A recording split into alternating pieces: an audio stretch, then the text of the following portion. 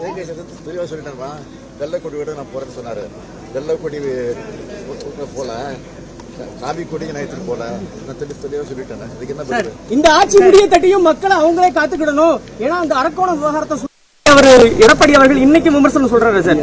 பாலியல் விவகாரத்தை கொள்ளடிச்ச ஆட்சி. ஏற்கனவே சாத்தான்குளம், தூத்துக்குடி இந்த மாதிரி பல்வேறு சம்பவங்கள் இருக்கு. அதெல்லாம் எடுத்து சொல்லிட்டு தான் நேரம் பத்தாது.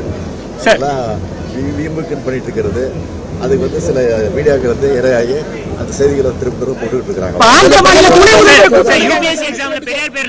காத்துக்கிடணும். ஏன்னா அந்த அரக்கோணம் விவகாரத்தை எடப்பாடி அவர்கள் இன்னைக்கு விமர்சனம் சொல்றாரு சார். பாலியல் விவகாரத்தை கொள்ளடிச்ச ஆட்சி. ஏற்கனவே சாத்தான்குளம், தூத்துக்குடி இந்த மாதிரி பல்வேறு சம்பவங்கள் இருக்கு. அதெல்லாம் எடுத்து சொல்லிட்டு தான் நேரம் பத்தாது. அதெல்லாம் வீம்புக்குன்னு பண்ணிட்டு இருக்கிறது. அதுக்கு வந்து சில மீடியாக்கள் வந்து இரையாகி அந்த செய்திகளை திரும்ப போட்டுக்கிட்டு இருக்காங்க.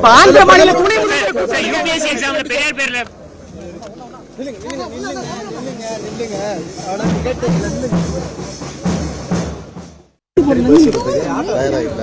அதுக்கு பதில் சொல்லி என்னுடைய கருத்தை பின்தாழ்த்துக்கிறதுக்கு நான் விரும்புறேன். விமர்சனம் வைக்கப்பட்டது. டெல்லி பயணம் மேற்கொண்டிருந்தீங்க நிதி ஆயோக் கூட்டத்துக்கு. எதிர்க்கட்சி தரப்புல தொடர் விமர்சனங்கள் வச்சிருந்தாங்க. தெளிவா சொல்லிட்டேன்ப்பா. வெள்ளக்கொடி விட நான் போறேன்னு சொன்னாரு.